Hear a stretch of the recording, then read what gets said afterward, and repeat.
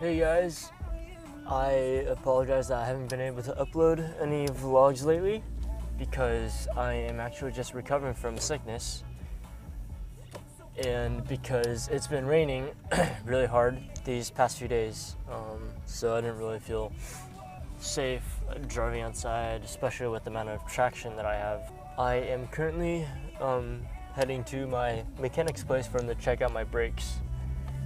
The reason why is because I feel like I have no more padding left, and which is really dangerous for driving in the rain, obviously. I honestly hate driving in the rain due to obvious reasons.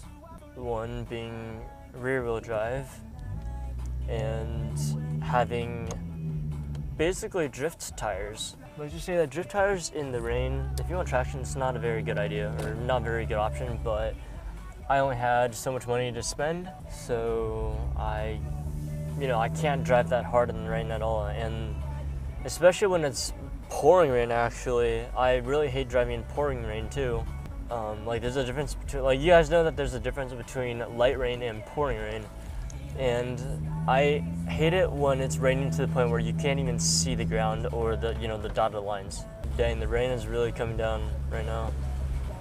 And the wind too, which doesn't make it any better. Yeah, so that's why I hate driving in the rain.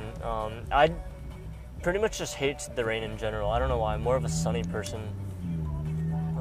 It's probably because I have spun a few times in the rain before. I've spun out once in my previous daily driver, a Mustang, and in this car I've gone sideways about twice. My experiences being, I was driving up to Santa Cruz, and for those of you who know Highway 17, the beginning and the very end they're okay, but the middle part, the turns are very narrow and the angle is very deep.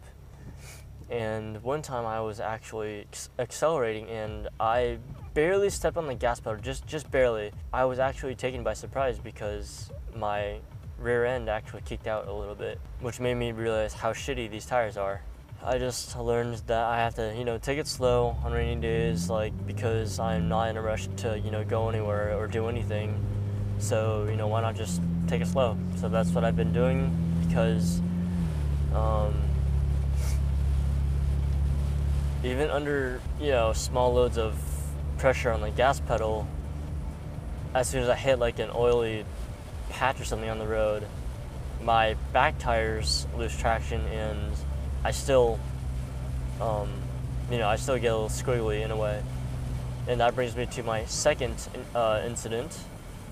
I was with my friend and we were coming off this off-ramp, turning left, and apparently that space that intersection is known to be slippery at times, like more slippery than normal.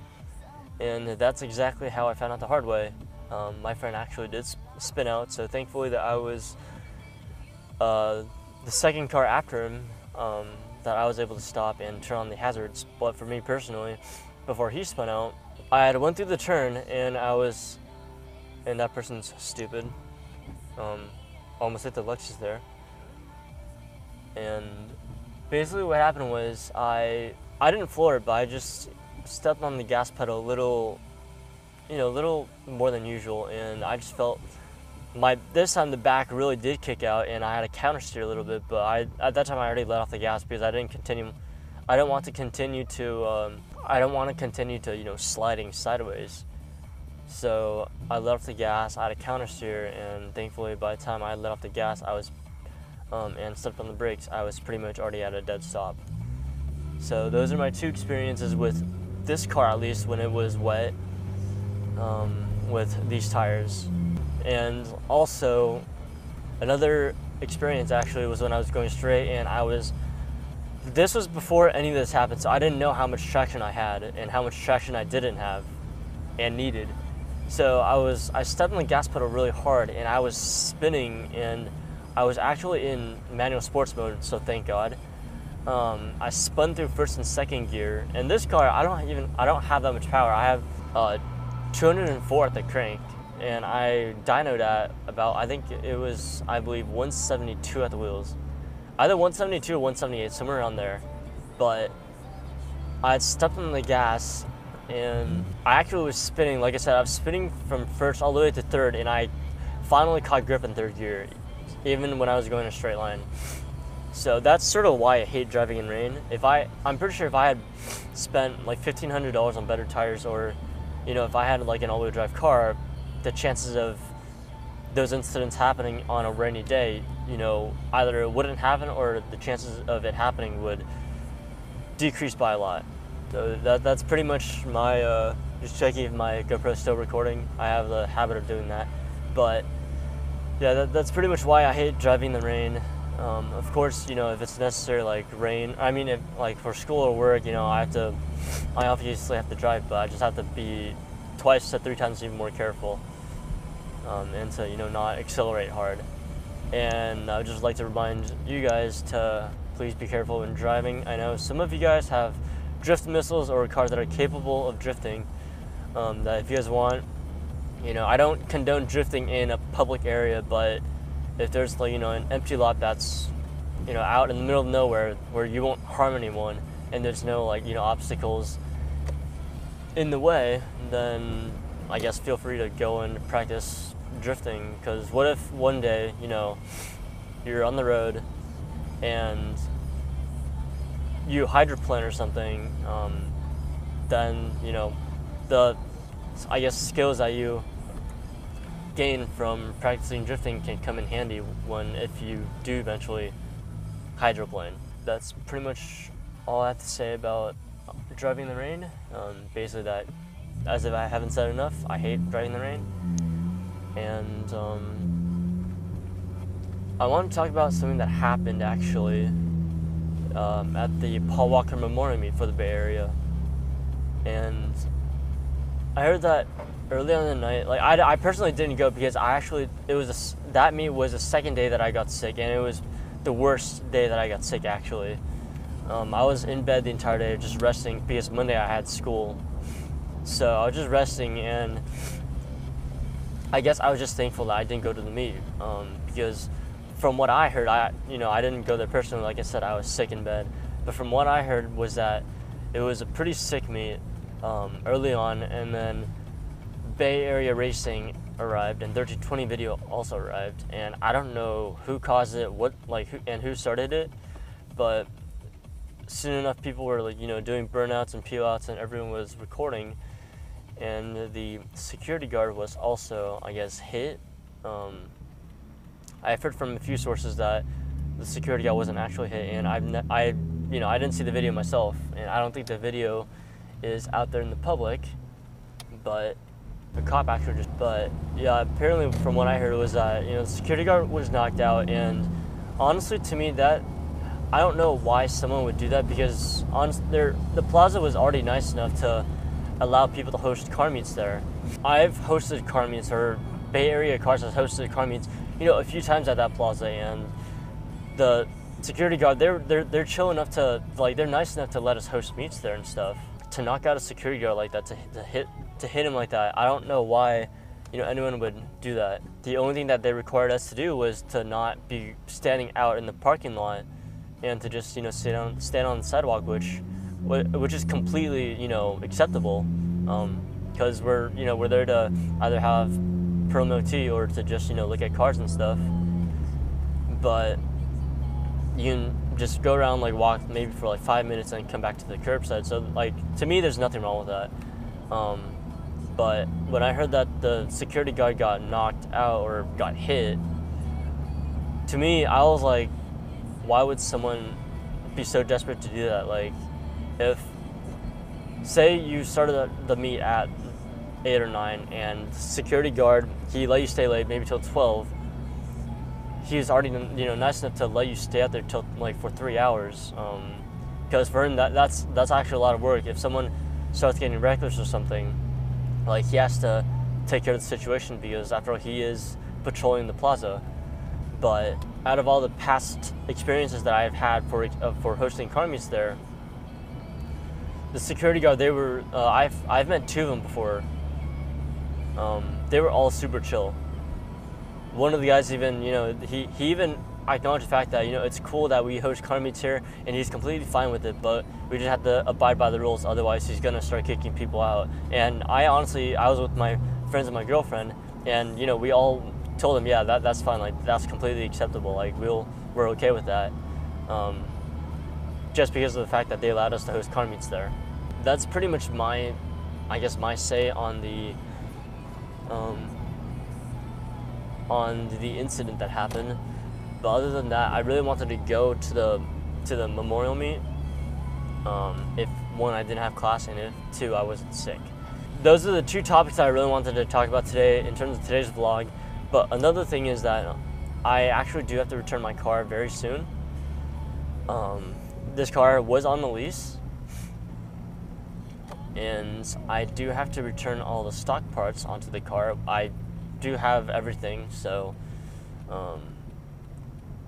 I'm not gonna say what kind of car I'm gonna get next. Even I don't personally know. I'll just say that I am getting the car within the next 2 or 3 weeks, and I'm not sure if I will be doing a vlog throughout that event, but like I said, I'll think about it. I'm still thinking about if it should be a surprise for you guys, but I mean, by the time the video uploads, I'll already have the car. So, yeah, I'm not quite sure about that. But what's funny is 27 months ago, which I guess does equal to 2.5 months ago, I was so into the Mustang that I wanted another Mustang, and I told myself that I wouldn't get attached to this car. Strangely enough, the closer I have to return this car, the more upset that I sort of am becoming. Probably because of the fact that I have to return the car and return it back to stock. And with my exhaust, the way how I had it set up, yeah, I had a modified exhaust, and it's like it's the only one with this setup in this area. And I will talk more about it after I'm done here with my mechanic. I just got back from my mechanic's place, and surprisingly, he said that my brakes were okay.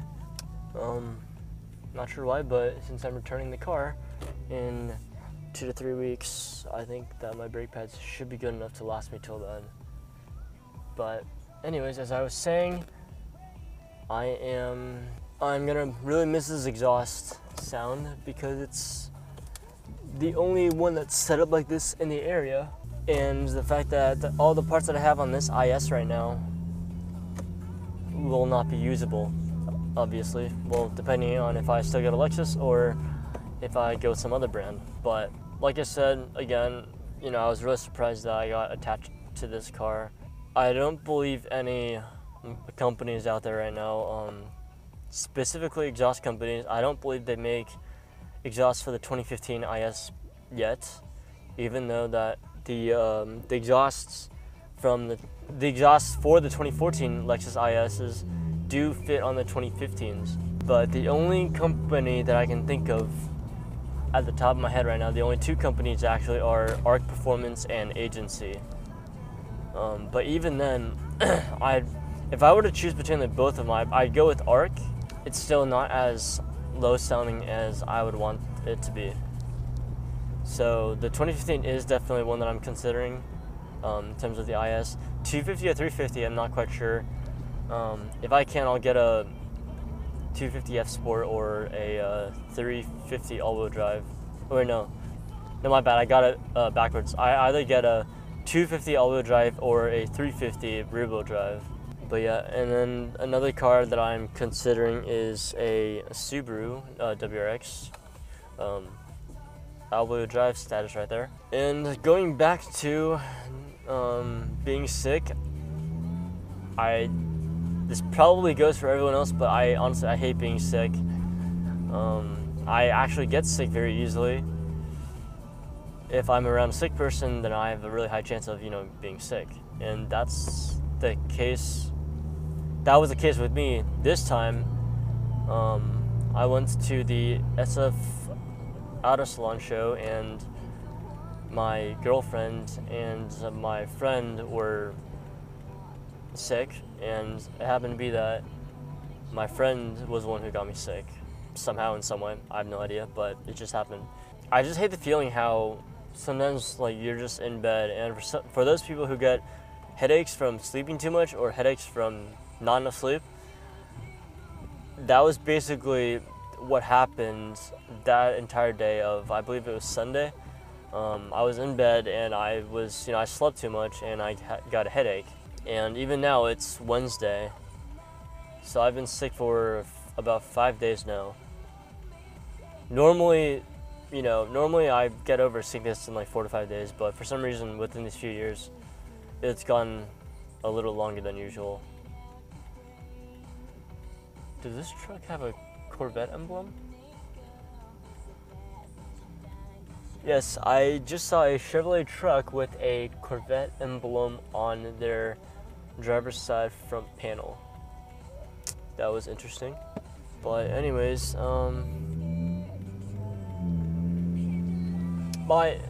since I really like my exhaust, I will do a review on it as soon as this rain stops, because I don't want to do a wide open throttle acceleration video when it's wet ground. So I'm just waiting for this rain to clear up, whenever that's gonna be. Yeah, the next vlog will most likely be my exhaust video, but I'm not too sure about that. The reason why I say that is because today is actually my last day of class for the week, and unless I'm going somewhere tomorrow or even Friday, I don't know when my next vlog will be. So hopefully the rain clears up by either today or tomorrow. If not, I'll just ask my fellow friends or Bay Area cars what other topics I should talk about, or if you guys want to too, you guys can also tell me what kind of topics you want me to talk about. That's it for today's vlog. I want to know what you guys' opinions are about the security guard being knocked out or hit. For those of you who own 2015 ISs or 2014, let me know what your opinions are, because that might be one of the last few options for me. I'll be looking into other cars, but I'm not. But due to a certain my current situation, I'm most likely going to go with a Lexus or a Subaru. So, and it's going to be 2015 model too. So, for those of you who do own a 2015 IS, please let me know how the car drives and handles, and let me know what model you actually have, if it's F Sport or non-sport, and if it's all-wheel drive or rear-wheel drive. But other than that, thanks for watching. I hope you guys have a wonderful day, and please do be very careful while driving. And yeah, that's it. I will see you guys later.